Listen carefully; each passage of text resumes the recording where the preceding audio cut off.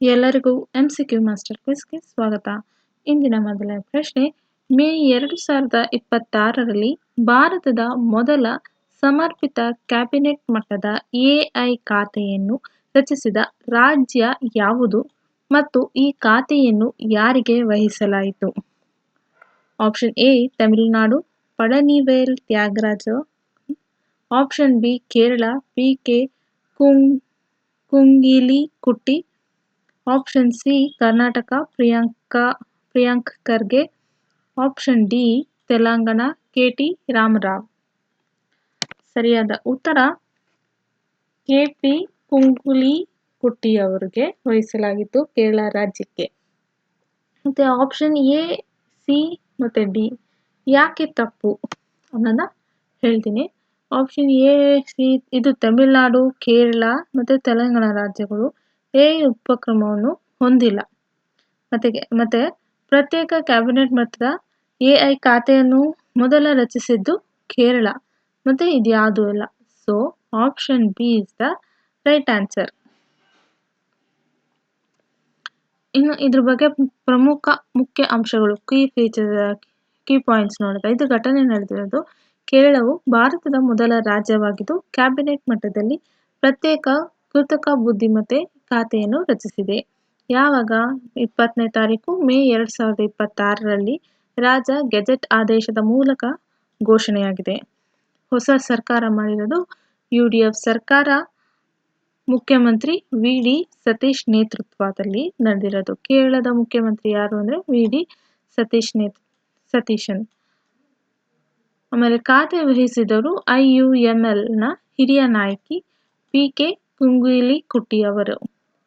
ಆಮೇಲೆ ಇತರೆ ಖಾತೆಗಳು ನೋಡೋದಾದ್ರೆ, ಇದು ಕೈಗಾರಿಕೆ ಮತ್ತು ವಾಣಿಜ್ಯ, ಮಾಹಿತಿ ತಂತ್ರಜ್ಞಾನ, ಸ್ಮಾರ್ಟ್ ಆ್ಯಪ್ಗಳು, ಗಣಿಗಾರಿಕೆ ಮತ್ತು ಭೂವಿಜ್ಞಾನ, ಕೈಮಗ್ಗ ಮತ್ತು ಜವಳಿಗಳಲ್ಲಿ ಮತ್ತೆ ಇತರೆ ಖಾತೆಗಳನ್ನ ಮಾಡಿದ್ದಾರೆ. ಇದ್ರ ಮಹತ್ವವನ್ನು, ಇದ್ರ ಫೀಚರ್ಸ್ ನೋಡೋದಾದ್ರೆ, ಇಂಪಾರ್ಟೆಂಟ್ ಪಾಯಿಂಟ್ಸ್ ನೋಡೋದಾದ್ರೆ, ಮೊದಲ ರಾಜ್ಯ ಎಐಯನ್ನು ಪ್ರತ್ಯೇಕ ಆಡಳಿತಾತ್ಮಕ ಗುರುತಿನೊಂದಿಗೆ ಕ್ಯಾಬಿನೆಟ್ ಮಟ್ಟದಲ್ಲಿ ನಿಯೋಜಿಸಿದ ಭಾರತದ ಮೊದಲ ರಾಜ್ಯ. ಕಾರ್ಯತಂತ್ರ, ಎಐಯನ್ನು ಕೇವಲ ಡಿಜಿಟಲ್ ಆಡಳಿತ ಸಾಧನವಾಗಿ ನೋಡದೆ ಆರ್ಥಿಕ ಅಭಿವೃದ್ಧಿ ಕ್ಷೇತ್ರವಾಗಿ ಪರಿಗಣಿಸಲಾಗಿದೆ. ಹೀಗಾಗಿ ಕೈಗಾರಿಕೆ ಮತ್ತು ವಾಣಿಜ್ಯ ಇಲಾಖೆಯಡಿ ಇರಿಸಲಾಗಿದೆ.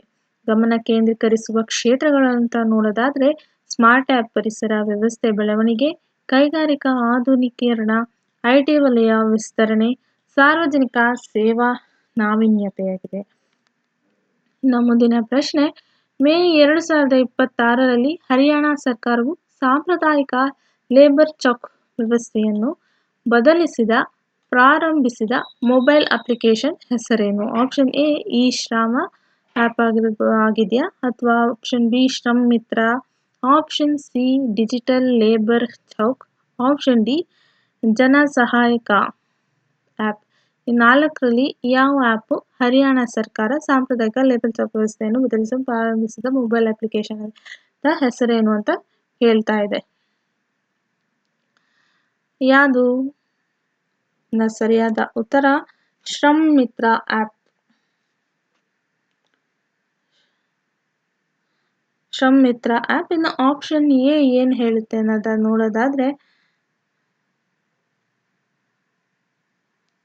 Option A ಇ-ಶ್ರಮ. ಇದು ಏನಿದು ಇ-ಶ್ರಮ್? ಇದು ಕೇಂದ್ರ ಸರ್ಕಾರದ ಅಸಂಘಟಿತ ಕಾರ್ಮಿಕರ ರಾಷ್ಟ್ರೀಯ ಡೇಟಾಬೇಸ್ ಪೋರ್ಟಲ್ ಆಗಿದೆ. ಸೊ ಆಪ್ಷನ್ ಎ ಕೂಡ ತಪ್ಪಾದ ಉತ್ತರ.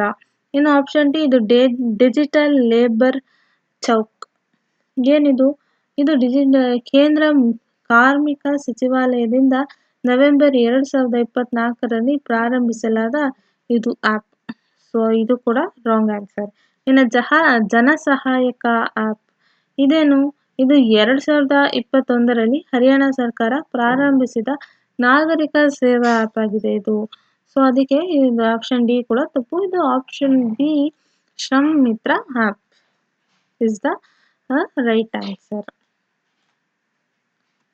ಇನ್ನು ಪ್ರಮುಖ ಅಂಶಗಳು ನೋಡೋದಾದ್ರೆ, ಘಟನೆ ಎಲ್ಲಿ ಆಗಿರೋದು? ಇದು ಹರಿಯಾಣ ಸರ್ಕಾರದಿಂದ ಶ್ರಮ್ ಮಿತ್ರ ಮೊಬೈಲ್ ಅಪ್ಲಿಕೇಶನ್ ಪ್ರಾರಂಭಿಸಿದೆ. ಯಾವಾಗ? 21 ಮೇ 2026ರಲ್ಲಿ ಚಂಡೀಗಢ್ನಲ್ಲಿ ಉದ್ಘಾಟನೆ ಆಗಿದೆ. ಉದ್ಘಾಟಿಸಿದವರು ಯಾರು ಅಂದರೆ ಹರಿಯಾಣದ ಕಾರ್ಮಿಕ ಸಚಿವ ಅನಿಲ್ ವಿಜ್ ಅವರು ಉದ್ಘಾಟಿಸಿದರು.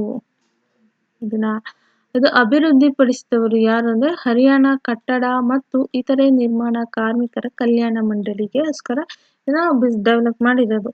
ಇದ್ರ ಉದ್ದೇಶ ಏನಕ್ಕೆ ಅಂದರೆ ಇದು ಡೆವಲಪ್ ಮಾಡಿರೋದು ಆ್ಯಪ್ ಅಂದರೆ ಸಾಂಪ್ರದಾಯಿಕ ಲೇಬಲ್ ಚೌಕ್ ವ್ಯವಸ್ಥೆಯನ್ನು ಕ್ರಮೇಣ ಬದಲಾಯಿಸಿ ಕಾರ್ಮಿಕರ ವಲಯವನ್ನು ಆಧುನೀಕರಿಸುವುದು. ಇನ್ನು ಶ್ರಮ್ ಮಿತ್ ಆ್ಯಪ್ನ ವೈಶಿಷ್ಟ್ಯಗಳು, ಇದ್ರ ಫೀಚರ್ಸ್ ನೋಡೋದಾದರೆ ಎಲೆಕ್ಟ್ರಾನಿಕ್ ಉದ್ಯೋಗ ವಿನಿಮಯ, ದೈನಿಕ ವೇತನ, ನುರಿತ ಮತ್ತು ಸ್ವಯಂ ಉದ್ಯೋಗಿ ಕಾರ್ಮಿಕರಿಗೆ ಡಿಜಿಟಲ್ ವೇದಿಕೆ ಆಗಿದೆ. ಇನ್ನು ಭಾಷೆಗಳು ಯಾವ್ಯಾವ ಭಾಷೆಗಳು ಇದರಲ್ಲಿ ಆ್ಯಪ್ನಲ್ಲಿ ಇದೆ ಅಂತ ನೋಡೋದಾದರೆ ಹಿಂದಿ, ಇಂಗ್ಲಿಷ್ ಮತ್ತು ಪಂಜಾಬಿ ಭಾಷೆಗಳಲ್ಲಿ ಲಭ್ಯವಾಗಿದೆ.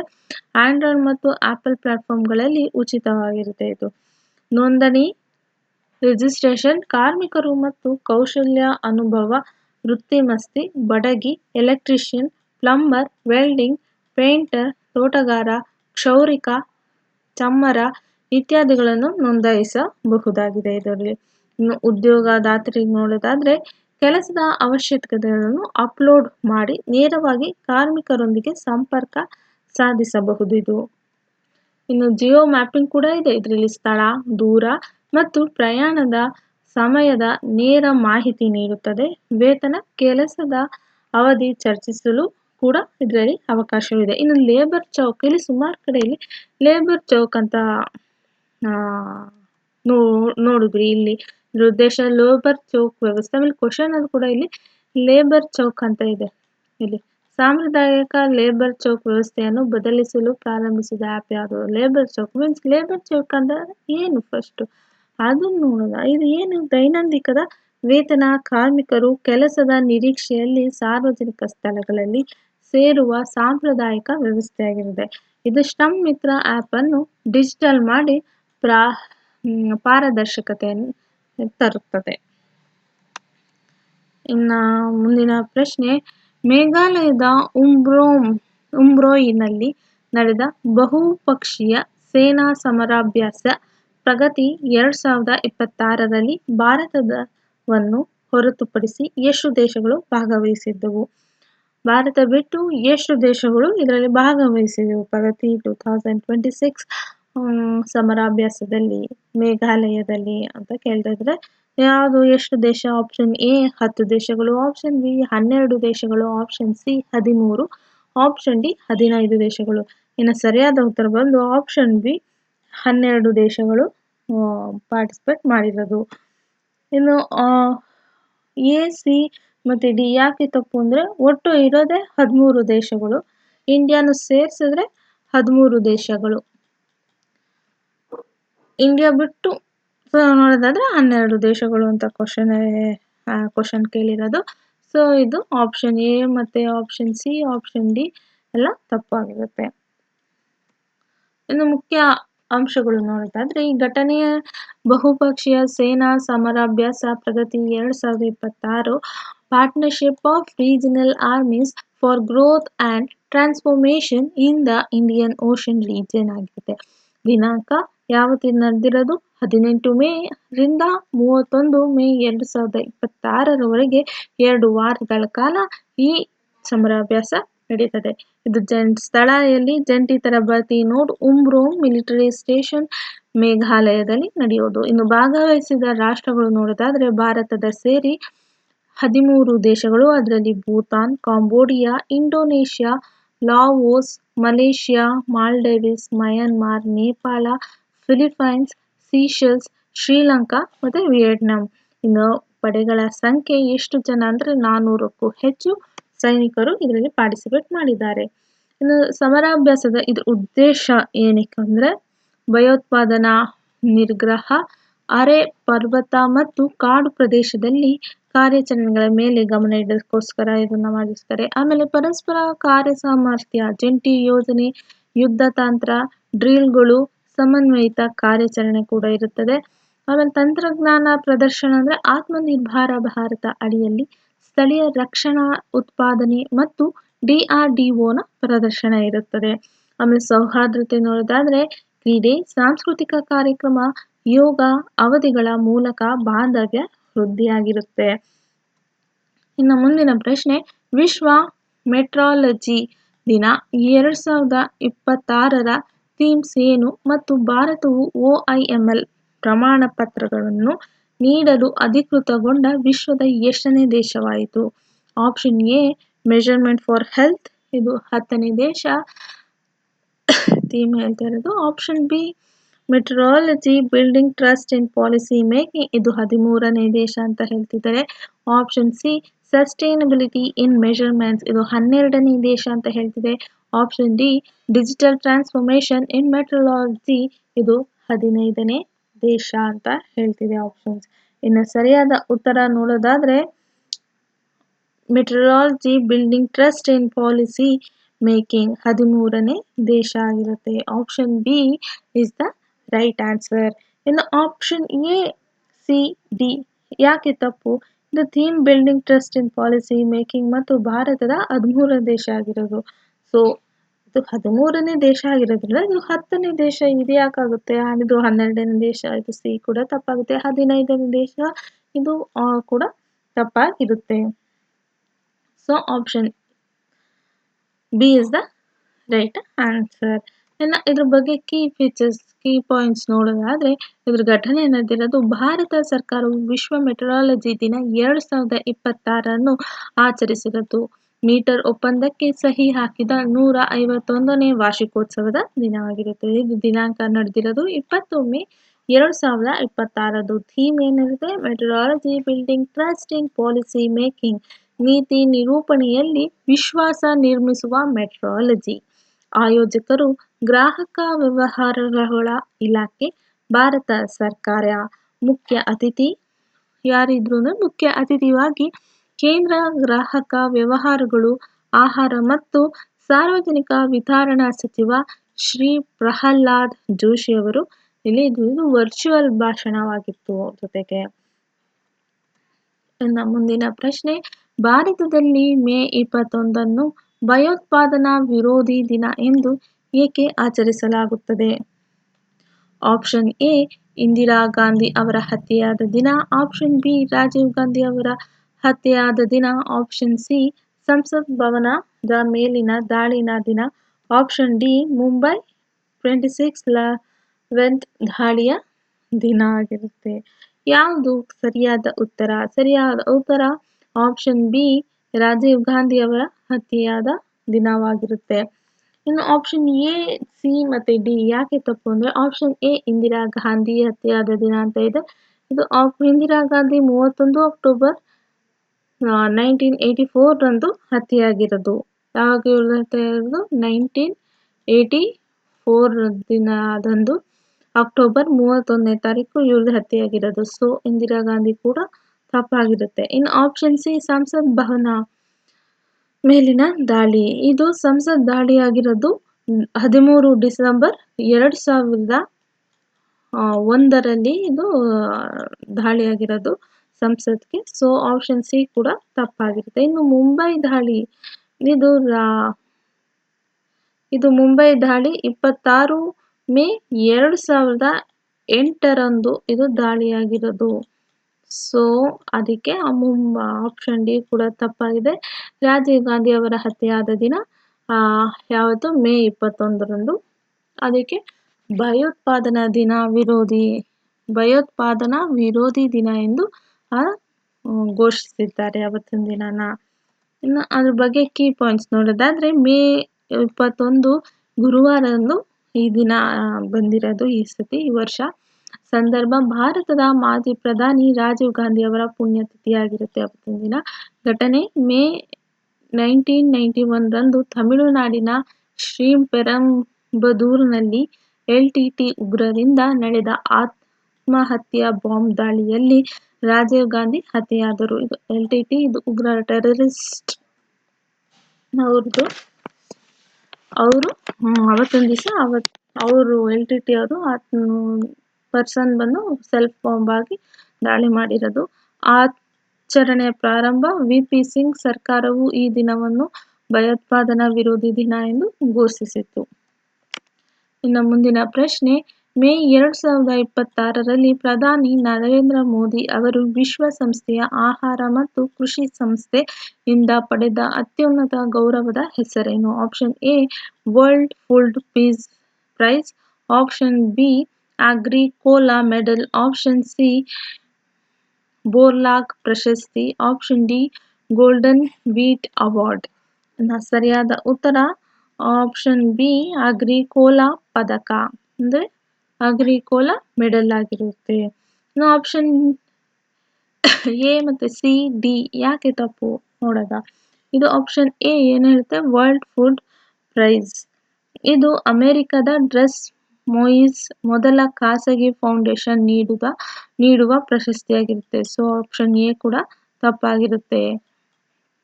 ಇನ್ನು ಆಪ್ಷನ್ ಸಿ ಏನ್ ಹೇಳುತ್ತೆ, ಬೋರ್ಲಾಗ್ ಪ್ರಶಸ್ತಿ ಏನ್ ಹೇಳುತ್ತೆ, ಇದು ಭಾರತ ಕೃಷಿ ಕ್ಷೇತ್ರದ ಕೊಡುಗೆಗಾಗಿ ನೀಡುವ ರಾಷ್ಟ್ರೀಯ ಪ್ರಶಸ್ತಿ. ಅಗ್ರಿಕಲ್ಚರ್ಗೋಸ್ಕರ ಇದು ಪ್ರಶಸ್ತಿ ಕೂಡ ಆಗಿರುತ್ತೆ ಬೋರ್ಲಾಗ್.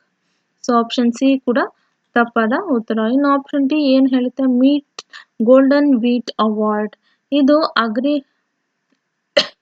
ಇದು ಗೋಲ್ಡ್ ವೀಟ್ ಅವಾರ್ಡ್ ಎಂಬ FAO ಪ್ರಶಸ್ತಿನೇ ಇಲ್ಲ. So option B is the right answer. ಇನ್ನು ಇದ್ರ ಇಂಪಾರ್ಟೆಂಟ್ ಪಾಯಿಂಟ್ಸ್, ಕೀ ಪಾಯಿಂಟ್ಸ್ ನೋಡೋದಾದ್ರೆ, ಪ್ರಶಸ್ತಿ ಇದು FAO ಅಗ್ರಿಕೋಲಾ ಮೆಡಲ್ ವಿಶ್ವ ಸಂಸ್ಥೆಯ ಆಹಾರ ಮತ್ತು ಕೃಷಿ ಸಂಸ್ಥೆಯ ಅತ್ಯುನ್ನತ ಗೌರವ ನೀಡಿರೋದು.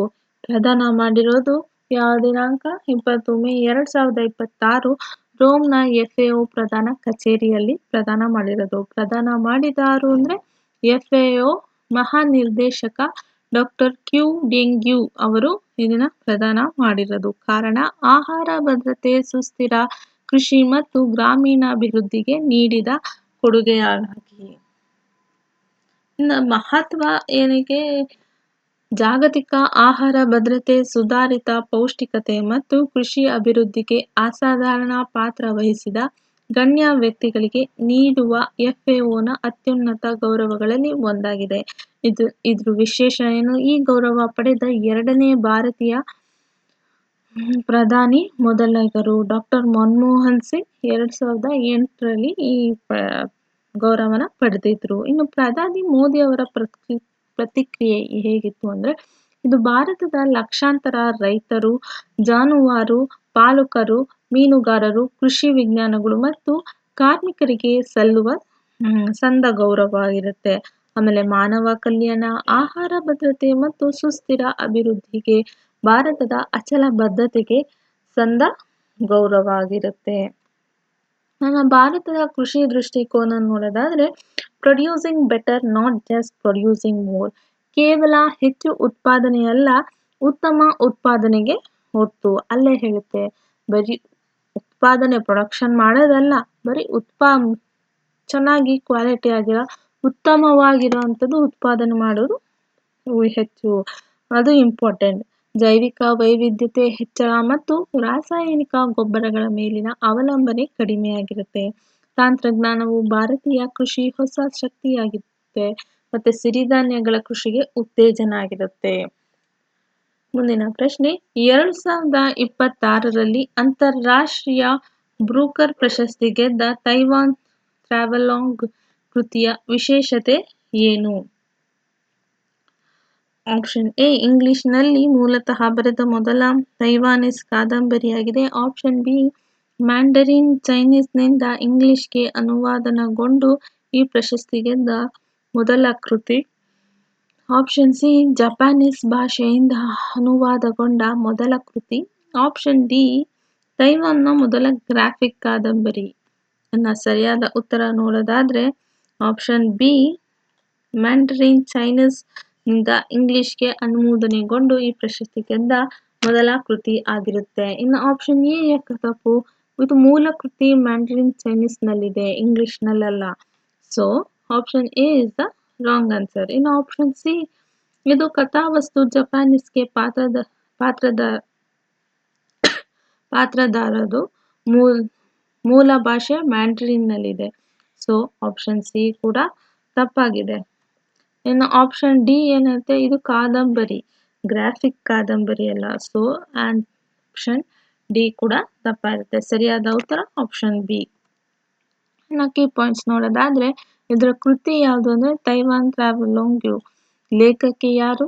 ಯಾಂಗ್ ಶುವಾಂಗ್ ಜಿ, ತೈವಾನ್ನವರು. ಇದ್ರ ಲೇಖಕಿ. ಅನುವಾದಕಿ ಯಾರಾಗಿರೋದಂದ್ರೆ ಲೀನ್ ಕಿಂಗ್, ತೈವಾನ್ ಅಮೆರಿಕನ್ ಅವರು. ಪ್ರಶಸ್ತಿ ಅಂತಾರಾಷ್ಟ್ರೀಯ ಬ್ರೂಕರ್ ಪ್ರಶಸ್ತಿ 2026 ಇಂಟರ್ನ್ಯಾಷನಲ್ ಬ್ರೂಕರ್ ಪ್ರೈಸ್ 2026 ಅವರಿಗೆ ಸಿಕ್ಕಿರೋದು ಪ್ರಶಸ್ತಿ. ದಿನಾಂಕ 19 ಮೇ 2026 ಲಂಡನ್ನ ಟೇಟ್ ಮಾಲ್ನಲ್ಲಿ ಘೋಷಣೆಯಾಗಿರೋದು.